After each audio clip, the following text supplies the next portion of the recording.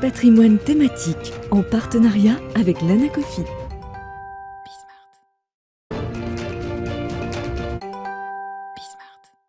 Et on commence donc comme d'habitude avec patrimoine thématique, un patrimoine thématique consacré tous les lundis à l'investissement immobilier. Et nous avons le plaisir de recevoir aujourd'hui Michael Cohen, Director Advisory Data Center chez CBRE. Bonjour Michael Cohen. Bonjour. Bienvenue d'être venu sur ce plateau pour aborder avec nous l'immobilier des data centers, une thématique qui se développe très fortement, on l'imagine, avec la digitalisation de l'économie, mais dont on n'a jamais parlé dans cette émission. Alors qu'est-ce que c'est on va parler de l'investissement dans l'immobilier des data centers, mais on va essayer de comprendre un petit peu ce qu'est la réalité de cet investissement et de cet immobilier.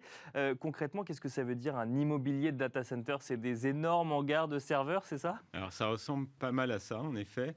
C'est un actif très particulier. On parle d'un bâtiment. Quand on parle de data center, souvent on imagine les serveurs qu'il y a dans le data center. Bien sûr. On parle du bâtiment. Il s'agit de bâtiments avec des exigences assez fortes en termes de résilience. Parce que ces bâtiments-là hébergent le cerveau des entreprises. Et demain, si le cerveau s'arrête, il n'y a plus d'activité économique. Bien sûr, oui. Et donc, ces bâtiments-là, ils ont des exigences en termes de charge au sol, de puissance électrique, de hauteur sous plafond très particulières. Et du coup, aujourd'hui, quand on construit un bâtiment data center, on regarde souvent sous l'angle du risque.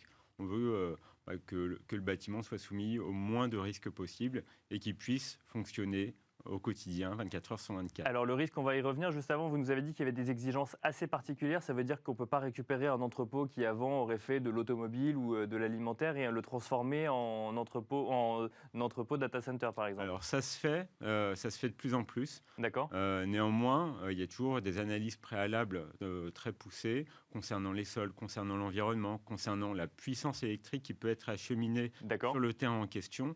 Et du coup, aujourd'hui, c'est des projets qui nécessitent l'intervention de professionnels très qualifiés.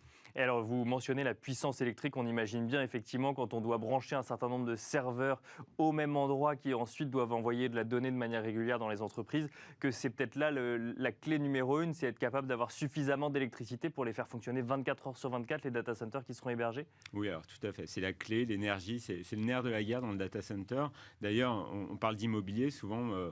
dans l'immobilier, l'unité, c'est le mètre carré. Bien sûr. Oui. Dans les data centers, c'est le mégawatt. D'accord, on ne parle même plus en mètre carré. Non, c'est presque anecdotique, entre guillemets, même s'il faut quand même un peu d'espace pour stocker les serveurs. Bien sûr, oui. Et aujourd'hui, un data center, sa consommation en termes de puissance, ça peut s'échelonner pour les petits data centers de 1 mégawatt, pour les gros à plus de 100 mégawatts. D'accord. Donc on se rend compte que 100 mégawatts, c'est un dixième d'une tranche nucléaire. Donc ça commence à être quelque chose d'assez important. Et là, on parle d'un data center. Tout à fait. Donc ensuite, si jamais on en a 10, il faut d'autant d'énergie en plus dans l'entrepôt en question pour alimenter tous ces data centers. Voilà, mais 100 mégawatts, ça reste quand même un très gros data center. D'accord, qui prend du coup beaucoup de place en mètres carrés cette fois-ci. Ça, c'est pour l'énergie. Vous nous avez dit qu'il y avait des exigences assez particulières. Est-ce que vous pouvez nous expliquer un petit peu quelles sont les exigences? C'est-à-dire qu'on a 4 murs, on a effectivement le sol qui convient, parce que vous nous avez dit qu'il y avait des analyses de charge, on a de l'énergie qui arrive. Qu'est-ce qu'il faut? Il faut du refroidissement également. Comment est-ce que ça fonctionne? Tout à fait. Alors, il faut imaginer que vous allez avoir dans votre data center des centaines, voire des milliers de serveurs qui sont hébergés dans ce qu'on appelle les baies. C'est des armoires informatiques qui vont fonctionner souvent à très forte puissance pour fournir les services qu'on utilise au quotidien. En fait, de quoi on parle là, dans un data center? On parle des fournisseurs de contenu. Quand on regarde des vidéos en streaming, on parle d'Internet, on parle des réseaux sociaux. Et du coup, quand ça tourne, ces applications-là qu'on utilise au quotidien sur nos smartphones, il faut aller refroidir les serveurs et il faut assurer de la sécurité, de la résilience. Donc, vous allez avoir de la sécurité périmétrique pour assurer que le site n'est pas pénétré par des individus malveillants, par exemple. Et il faut prévoir également du refroidissement pour que les serveurs fonctionnent en permanence dans les bonnes conditions. Mais alors, vous l'avez mentionné, quand on est à la tête d'un immobilier, d'un lieu, d'un entrepôt de data center, à l'intérieur peuvent tourner mon film Netflix, mon application Facebook ou ma recherche Google. Ça, c'est pour les plus connus, mais il peut y avoir plein d'autres applications qu'on utilise au quotidien. Ma recherche de train, tiens, par exemple, pour les fêtes de fin d'année. Il y a quand même, j'imagine, des enjeux assez conséquents en termes de sécurité pour celui qui se porte garant finalement du bon fonctionnement du data center, c'est-à-dire que ce soit de sécurité physique ou de sécurité informatique. C'est un risque qu'il faut intégrer quand on achète des murs, quand on investit dans l'immobilier de data center? Alors, dans les murs, on ne porte pas la sécurité informatique, Bien sûr. mais on va porter la sécurité du site en premier lieu. S'assurer que, par exemple, on n'est pas à proximité d'un site Céveso, qu'on n'est pas en Céveso, zone... qu'est-ce que c'est? C'est tous les sites qui, de par leur activité industrielle, peuvent représenter un risque dans l'environnement. Et il s'agit également de s'assurer qu'on n'est pas en zone inondable, par exemple. Bien sûr. Parce que un serveur sous l'eau, ça ne marche pas. Moins bien, en tout cas. Donc, ça, c'est le premier critère d'analyse, c'est regarder finalement si on va être dans une zone à risque de par l'environnement. Après, la sécurité informatique, c'est une autre couche opérationnelle et elle va être assurée soit au niveau hardware, c'est-à-dire au niveau des serveurs, de par le déploiement d'infrastructures, soit au niveau logiciel. D'accord, et donc ça, c'est qui gère ça dans le business model de l'investissement immobilier dans les data centers? Parce que j'imagine que ce n'est pas celui qui loue les serveurs, ce n'est pas celui qui gère les murs non plus, donc il y a un troisième intermédiaire qui, lui, va s'occuper spécifiquement de la sécurité? Alors la sécurité, quand on parle de la sécurité informatique, bien sûr, oui. Elle peut être portée par différents acteurs, elle peut être portée par le client qui héberge ses serveurs chez un acteur qu'on appelle de la colocation, un acteur de l'hébergement. Donc, il va fournir le data center, les murs, de l'espace et de l'énergie pour héberger les serveurs. Elle peut être portée par le fournisseur télécom et elle peut être portée par, cette fois, le fournisseur de cloud qui fournit le service informatique à distance auprès des utilisateurs. Alors, on voit bien avec la digitalisation de l'économie qu'il y a de plus en plus besoin de faire fonctionner tous ces services digitaux et donc ça passe par des data centers. Pour autant, l'immobilier du data center est une thématique d'investissement qui se développe, c'est une activité qui se développe également? Alors, le marché du data center se développe très fortement. Bien sûr. Et pour une raison assez simple. C'est parce que depuis 2010, en gros, le nombre d'utilisateurs d'Internet dans le monde est passé de 2 milliards à 5 milliards. Bien sûr. Donc, très rapidement, on comprend qu'il y a de plus en plus d'usages. Entre 2017 et 2020, on a doublé le trafic Internet. Donc, tout ça, ça demande des infrastructures. Donc, on a déployé des data centers dans le monde à très vive allure.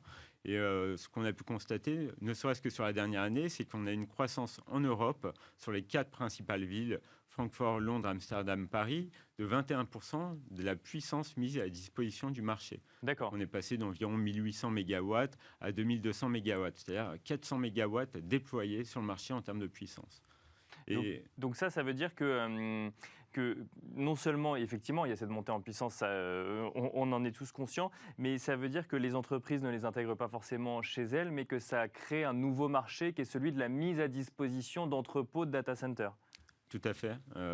Et c'est quelque chose qui s'est accéléré ces dernières années, c'est l'externalisation des services informatiques. Et ça, c'est au niveau européen, au niveau français ou au niveau parisien? Au niveau mondial. Au niveau mondial, d'accord. Au niveau mondial. Non, mais le plus 21%, c'est au niveau européen. Le plus 21%, c'est au niveau européen. Sur les grandes villes européennes. Villes que je vous ai citées. À l'échelle parisienne, cette tendance elle est encore plus forte sur l'année passée. On a atteint les plus 31%. On est passé d'environ 230 MW à près de 300 MW en anticipe pour fin 2021. Il y a un rattrapage dû à l'effet Covid, évidemment, mais il y a aussi un rattrapage de la place parisienne vis-à-vis de ses grandes sœurs européennes. Bon, alors maintenant qu'on a un petit peu brossé le contexte de cet immobilier de data center, est-ce que c'est une opportunité d'investissement pour un épargnant qui voudrait y placer quelques billes? Alors, c'est une opportunité d'investissement déjà pour des acteurs très spécifiques. C'est-à-dire que ça reste un marché de niche, un marché pan-européen sur lequel il y a peu de transactions sur le marché français. L'année dernière, ça a dû se compter presque sur les doigts d'une main. D'accord. Donc, ce n'est pas un placement en direct sur le thème de l'investissement qui peut se faire par des petits porteurs. Néanmoins, c'est quoi le ticket moyen? Parce qu'on achète quand même une part ou on achète directement les locaux pour ensuite créer une ferme de data center? Alors, en général, on peut se placer à différents moments dans la chaîne de valeur d'un data center. On peut acheter un terrain avec de l'énergie et ce qu'on appelle une coque, c'est du shell and d'accord, on peut également aménager le data center. Pour vous donner des ordres de grandeur, un data center, pour 1 mégawatt, on va compter environ 7 millions d'euros. D'accord. Donc, je vous parlais tout à l'heure de data centers qui peuvent atteindre les 100 mégawatts. Ouais, vous faites la multiplication. Donc aujourd'hui, les petits porteurs, entre guillemets, vous et moi, si on veut placer de l'argent, on va plutôt s'intéresser à investir sur les acteurs de l'hébergement informatique qui sont cotés en bourse et qui sont accessibles à tout le monde. Et est-ce que demain, on peut imaginer une démocratisation de ce type d'investissement ou ça reste pour l'instant, ou ça restera selon vous une niche pour les gros investisseurs? Alors, à mon avis, ça va rester quand même une niche, entre guillemets. Ça va se déployer de plus en plus à l'échelle nationale avec des petits data centers. On appelle ça le Edge Data Center, au Bien cœur sûr. des villes, à proximité des utilisateurs. Néanmoins, ça sera quand même des activités déployées à l'échelle nationale par des acteurs qui ont des portefeuilles immobiliers massifs. Et pour finir, est-ce qu'on a une idée des performances d'investissement pour le coup quand on se lance dans ce type d'investissement, même si ça concerne une très faible minorité d'investisseurs? Alors c'est assez variable parce que notamment le marché se compte avec des opérations en volume très faible. Néanmoins, on peut viser entre 3,5 et 6% en moyenne de taux de rendement. Merci beaucoup, Michael Cohen, d'être venu nous expliquer un petit peu de quoi il en retourne de cet immobilier de data center qui fleurit autour de nos villes, pas encore dans les centres-villes, mais plutôt autour, si j'ai bien compris, même si ça arrive. Je rappelle que vous êtes directeur advisory data center chez CBRE. Et quant à nous, on se retrouve tout de suite dans Enjeu Patrimoine.